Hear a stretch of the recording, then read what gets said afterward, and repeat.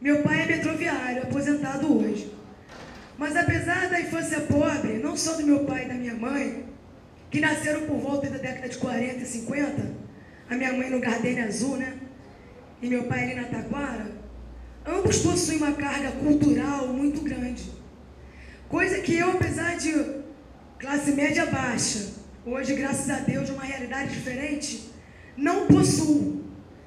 E me pergunto se isso talvez seja devido, meu pai e minha mãe já eram adultos na década de 60 e eu sou filha da década de 80.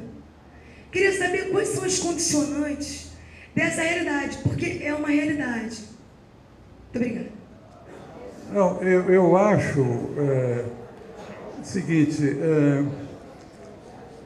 vou confessar a você uma coisa também. Meu pai era contabilista, né?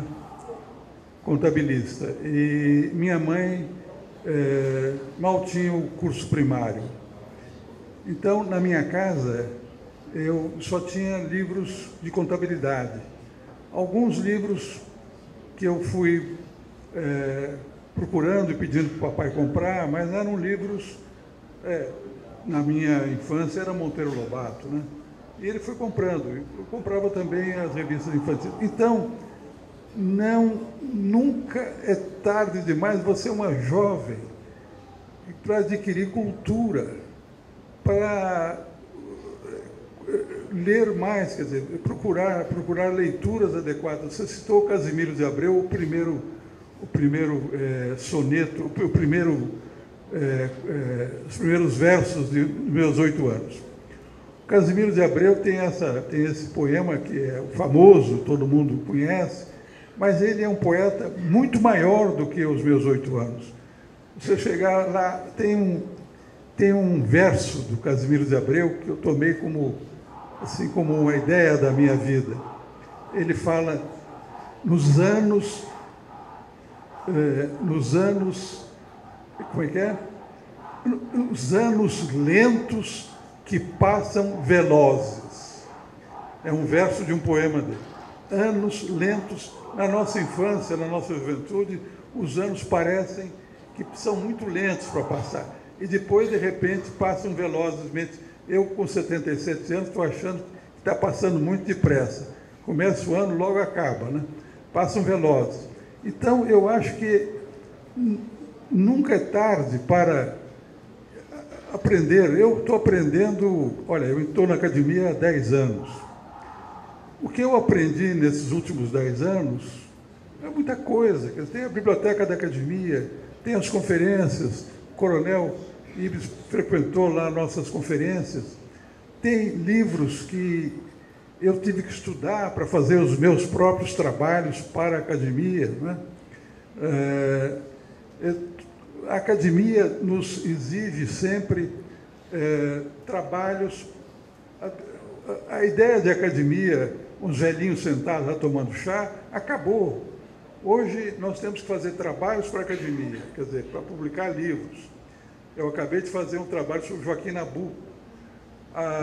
As conferências que nós temos que fazer, eu estou trabalhando agora na história do Félix Pacheco, que foi um funcionário da Polícia Civil do Rio de Janeiro, que introduziu a datiloscopia no Rio de Janeiro, por isso fizeram o Instituto Félix Pacheco. Então, eu não sabia nada sobre Félix Pacheco. Fui aprender tudo sobre Félix Pacheco agora, que já tinha estudado um pouco quando escrevi a história do Jornal do Comércio. Mas, depois, para agosto, eu tenho que fazer uma conferência sobre Rio Branco e o Jornal do Comércio. Olha, eu não sou historiador, estou aprendendo. Então, aos 77 anos, eu continuo aprendendo, né? E vou aprender enquanto o Alzheimer ou o Parkinson não aparecer, estou aprendendo. Compreende? Então, acho que o hábito de leitura que se forma na infância, tudo bem, é muito bom, mas o hábito de leitura se forma também em qualquer idade, qualquer idade. Tem pessoas idosas que descobrem na aposentadoria o prazer da leitura. O homem não vive apenas de pão. Nós precisamos alimentar também o nosso espírito, nós precisamos alimentar o nosso coração. O senhor citou um santo que eu amo também muito, Santo Agostinho, um santo muito associado à inteligência. Em Confissões, Santo Agostinho diz assim: o meu amor é o meu peso. Se nós amarmos as coisas da terra, a gravidade vai nos atrair para a terra, para a matéria. Se depositarmos o nosso amor nas coisas do espírito, esta gravidade nos puxará para o alto.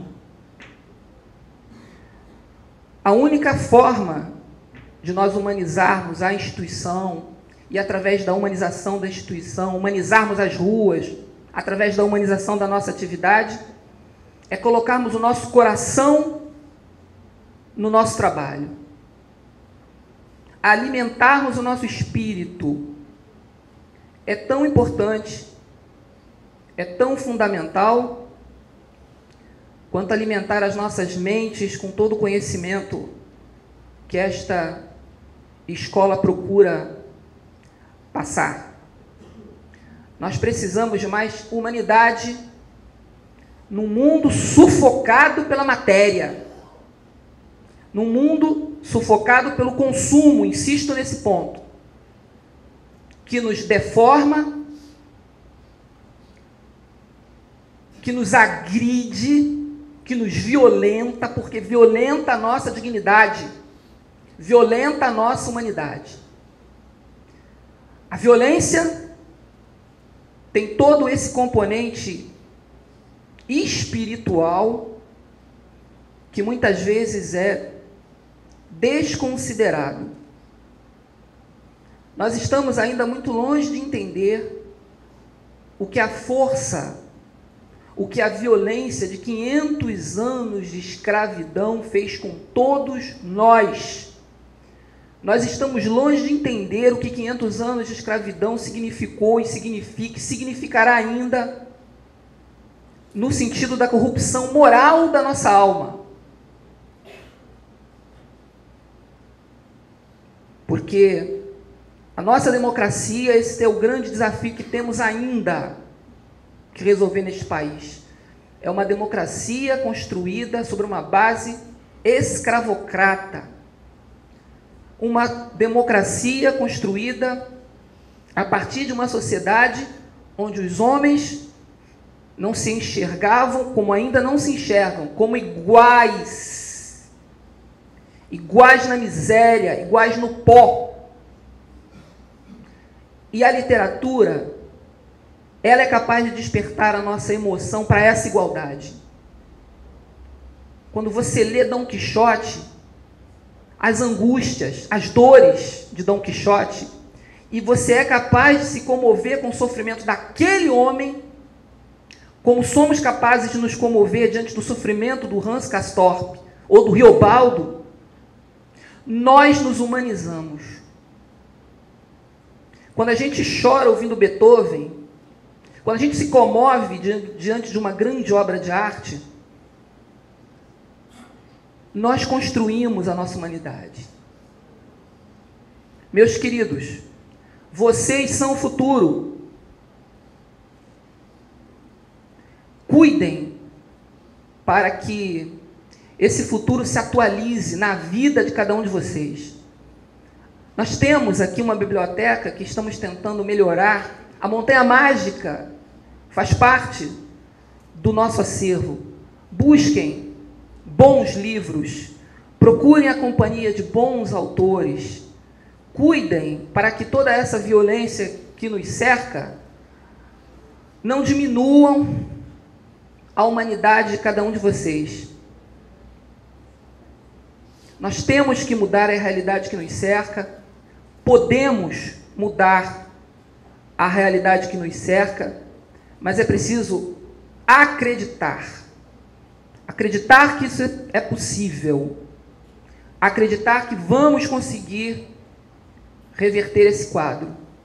E cuidar, volto a esse ponto, da humanidade de cada um de nós. Porque se nós não cuidarmos da humanidade de cada um de nós, não terá sentido nada disso. Porque, afinal de contas, somos homens, somos mulheres, e isso, meus jovens, é um milagre, um mistério. A nossa presença nesse mundo é absolutamente maravilhosa. A beleza é a grande finalidade de tudo isso que nos cerca. E essa sensibilidade, este olhar que é capaz de perceber a finalidade do mundo na beleza, é aquilo que efetivamente a boa literatura e os bons livros são capazes de promover na alma de todos nós e assim vacinar a nossa alma contra as consequências do mal, da violência e do crime.